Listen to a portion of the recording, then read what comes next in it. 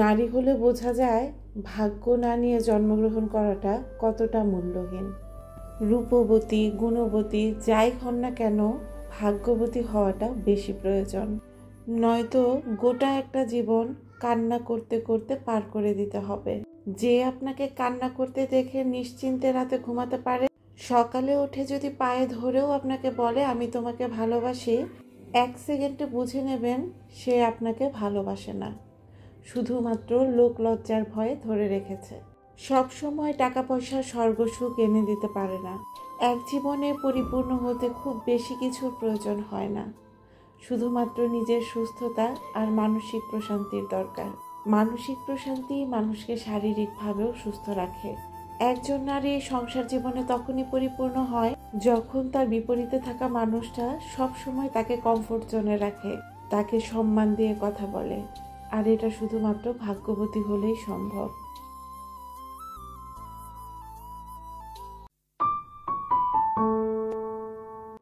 আসসালামু আলাইকুম, welcome back to my channel my daily life and kitchen থেকে আমি শিশির নতুন একটা ভিডিওতে ওয়েলকাম করছি। আশা করছি সবাই ভালো আছেন, সুস্থ আছেন। আমরাও আলহামদুলিল্লাহ ভালো আছি। বেশ অনেক দিন পরে সকালের নাস্তা বানানো থেকে ভিডিওটা শুরু করছি। আসলে যেদিনই আমি সকালের নাস্তা থেকে শুরু করে সারাটা দিন আপনাদের সঙ্গে শেয়ার করতে পারি, সেই ভিডিওটা শেয়ার করতেই আমার কাছে সব সময় ভালো লাগে। যদিও এখন আর সেই সকাল থেকে একেবারে সন্ধ্যা পর্যন্ত ভিডিও একভাবে শেয়ার করতে পারি না।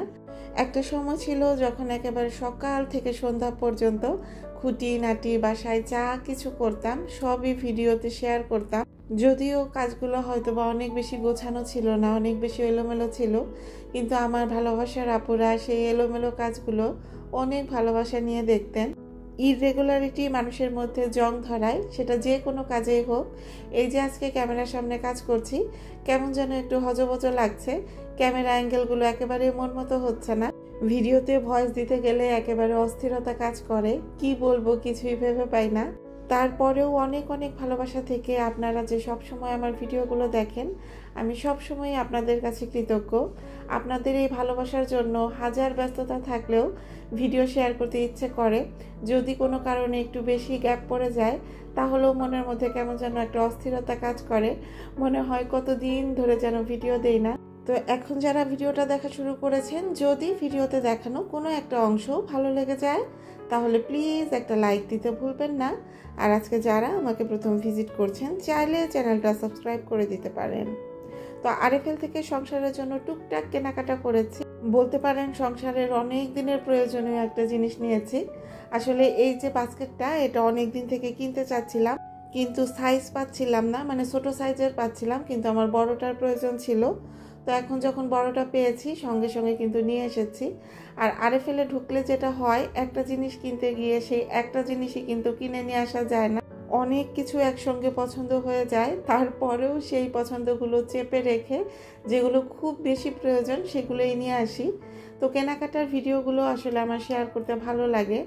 আর আপুরাও কেনাকাটার ব্লগগুলো দেখতে পছন্দ করেন। আবার কেউ কেউ আছেন কেনাকাটার ভিডিওগুলো শেয়ার করলে খুব নেগেটিভ মন্তব্য করেন। আসলে ভালো মন্দ, পজিটিভিটি, নেগেটিভিটি সব জায়গায়ই থাকবে, কিন্তু এতদিন এখানে কাজ করে আমার যে জিনিসটা মনে হয়েছে, কিছু কিছু মানুষ আছেন যারা ভিডিওগুলো দেখে এমনভাবে কমেন্ট করেন যেন আমাদের লাইফের ডিসিশনগুলো তারাই নিয়ে নিতে চান। আসলে এরকম মন মানসিকতা থেকে আমাদের বের হয়ে আসা উচিত। তো যাই হোক, এই বাস্কেটের সাথে আমি 4টা প্লেট নিয়েছিলাম।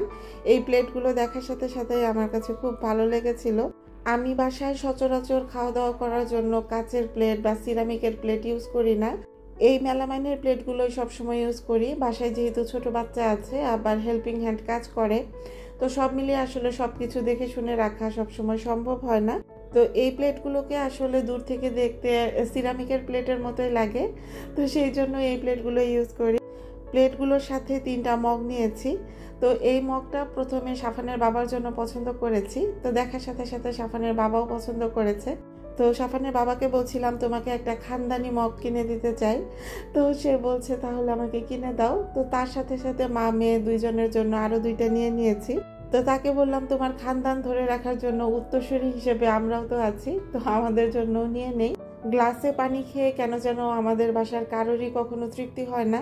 তো বড় বড় মগগুলোতে আবার পানি খেয়ে অনেক বেশি তৃপ্তি পাই। আগে যখন নতুন একটা ড্রেস কিনে নিয়ে আসতাম, মনের মধ্যে সব সময় আকুপাকু করতো কখন ওই ড্রেসটা পরে বাইরে যাব, সাজুগুজু করব। আর এখন যখন ঘরের একটা জিনিস নিয়ে আসি তখন মনটা আকুপাকু করতে থাকে কখন এটা ব্যবহার করব। তো মগগুলো কিন্তু সাথে সাথেই টেবিলে সাজিয়ে নিয়েছিলাম। সকালে নাস্তার পর অফ ক্যামেরায় বাসাটা একটু ভালোভাবে গুছিয়ে নিয়েছি। এত একটা গুমোট গরম ছেড়েছে, আসলে কোনো কাজ করে একেবারে শান্তি পাচ্ছি না। কিছুক্ষণ কাজ করলে একেবারে ঘেমে অস্থির অবস্থা। কয়েকজন আপু এই জুট ট্রাকগুলোর মাপ জানতে চেয়েছিলেন, তো তাদের জন্য বলছি এই ফ্লোর ম্যাট বা জুট ট্রাকগুলো কিন্তু 3 ফিট, বেশ বড়। আর এই জুট ট্রাকগুলোর স্ট্যান্ডার্ড মাপ কিন্তু 3 ফিটেরই হয়, তবে আপনি চাইলে কাস্টমাইজ করে আরও বড় ধরনের বানিয়ে দেওয়া যায়। এই বাস্কেটটা নিয়েছি মূলত মাল্টিপারপাস ইউজ করার জন্য। মূল কারণ যেটা ছিল, বাসার যে ময়লা কাপড় চোপড়গুলো থাকে সেগুলো এটার ভিতরেই রাখবো। এখন তো বৃষ্টির দিন, আসলে সব সময় একসঙ্গে অনেক কাপড় ধোয়া যায় না, আবার দেখা যাচ্ছে যে কিছু কিছু কাপড় ময়লাও হয়ে যায়, সেগুলো রেখে দিতে হয় কোথাও না কোথাও, মুড়িয়ে চড়িয়ে রেখে দিতে হয়। সেগুলো আসলে দেখতে ভালো লাগে না। তো যখন ময়লা কাপড় রাখার থাকবে তখন ময়লা কাপড় রাখবো, আর যখন ময়লা কাপড় থাকবে না, বাড়তি টুকটাক যা কাপড় চোপড় রাখার থাকে যেগুলো ভাঁজ করা থাকে না বা এমন হয় যে পরে ভাঁজ করব, ওই জিনিসগুলোই এটার ভিতরে রেখে দেব। আসলে সংসারের জিনিস কিন্তু কোনোটাই ফেলনা নয়, আমরা যাই কিনি কোনো না কোনো কাজে কিন্তু লেগেই যায়।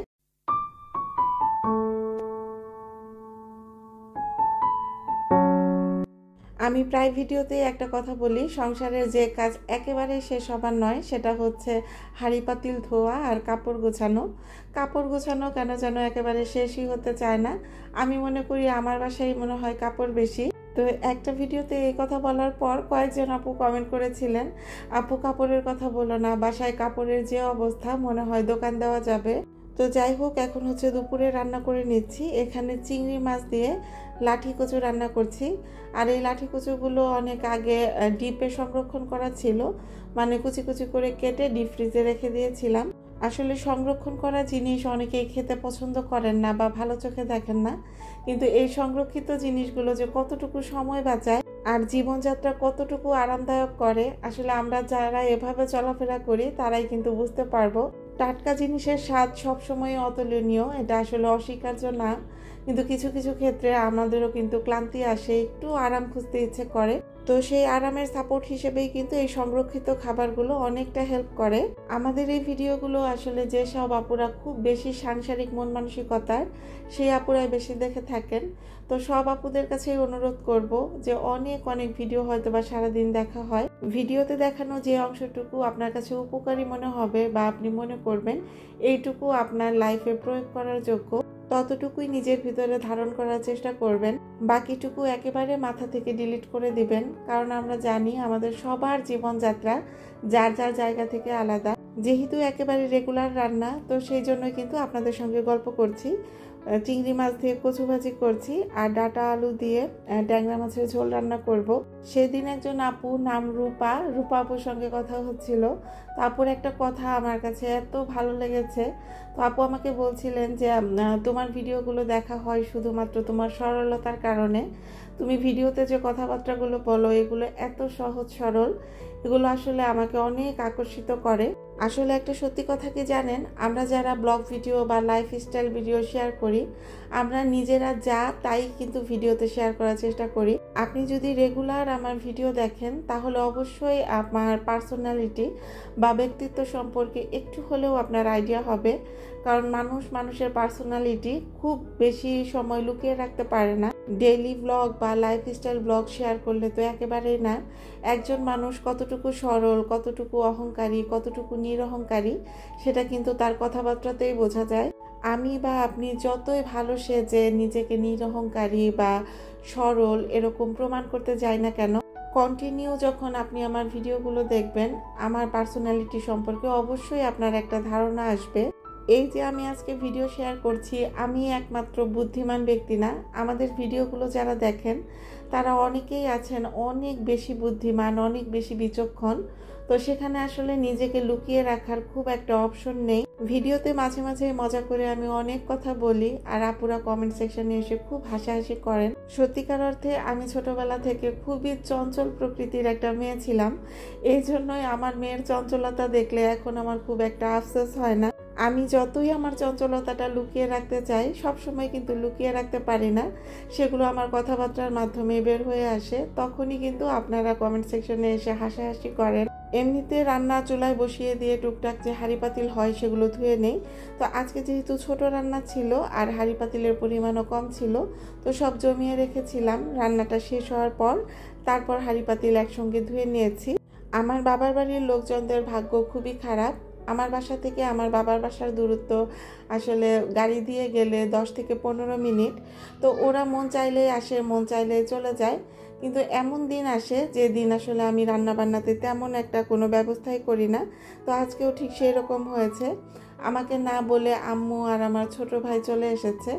আমরা আসার পর আমার মেয়ের যেমন মন খারাপ, আমার ছোট ভাইটারও প্রচুর মন খারাপ। কারণ মামা ভাগ্নি এই কয়েকদিন প্রচুর খেলাধুলা করেছে একসঙ্গে, দুইজন দুইজনকে খুব বেশি মিস করছে। তো আমাদের কোনো রকম খবর না দিয়েই আমার ভাই আর আমার আম্মু এসেছে। ঈদ চলে গেছে কিন্তু বিজনেসের ব্যস্ততা একেবারেই কমে যায়নি, এখনও কিন্তু বেশ দৌড়ের উপর আছি। তো এর মধ্যে রান্নার পাশাপাশি অনেকগুলো পার্সেল গুছিয়েছি, অফিসে সময় দিয়েছি। তো আসলে সেইভাবে ওরা আসার পর রান্না বান্নাও করা হয়নি। তো সন্ধ্যার সময় হালকা পাতলা কিছু ফ্রোজেন নাস্তা ছিল, সেগুলোই ভেজে দিয়েছি খাওয়ার জন্য। মামা আর নানুকে দেখে আমার মেয়ে তো আকাশে উঠে গেছে। এই যে দেখেন বাদর কিভাবে গর্তে পড়ে। তো এরকম লাফালাফি করতে করতে সিঁড়িতে পড়ে গিয়েছিল। তো রাতে যে এক্সট্রা করে কোনো কিছু রান্না করব, সারাদিন কাজ করে আসলে সেই এনার্জিটা পাচ্ছিলাম না। তো সেই জন্য ওদেরকে নিয়ে এসেছি বাহিরে খাওয়ানোর জন্য। তো ঘুরে ফিরে শুধু আমাকে এই রেস্টুরেন্টটাতেই আসতে হয়। কেন আসতে হয় এই যে দেখিয়ে দিচ্ছি। এই যে খেলনা তুলনাগুলো আছে, এটার জন্যই এই রেস্টুরেন্টটা আমার মেয়ের খুব ফেভারিট একটা রেস্টুরেন্ট। এখানে আসতে আসতে তার এই জায়গার লোকজনগুলো পরিচিত হয়ে গেছে। অন্য কোথাও টেনে নিয়ে যেতে চাইলেও যেতে চায় না। কিছুদিন আগের ভিডিওতে বলেছিলাম রাগ ভাঙানোর কোনো ওষুধ পাওয়া গেলে আমাকে সাজেস্ট করবেন। এই যে দেখেন এখানে উপর হয়ে শুয়ে আছে, তার মানে সে কিন্তু অনেক বেশি রাগ করেছে। আর রাগ করতে একেবারেই কোনো কারণ লাগে না, যখন তখন মুহূর্তে একেবারে সেকেন্ডের ভিতরে রাগ করে ফেলতে পারে।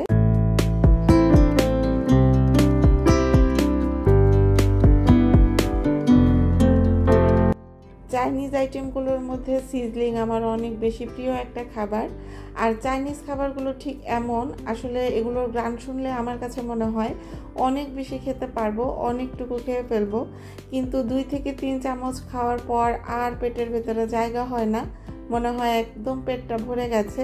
এটা কি শুধুমাত্র আমার ক্ষেত্রেই হয় কিনা আমি বলতে পারবো না। অনেক বেশি মজা হলেও এই খাবারগুলো আসলে খুব বেশি পরিমাণ খাওয়া যায় না, মানে আমি খেতে পারি না।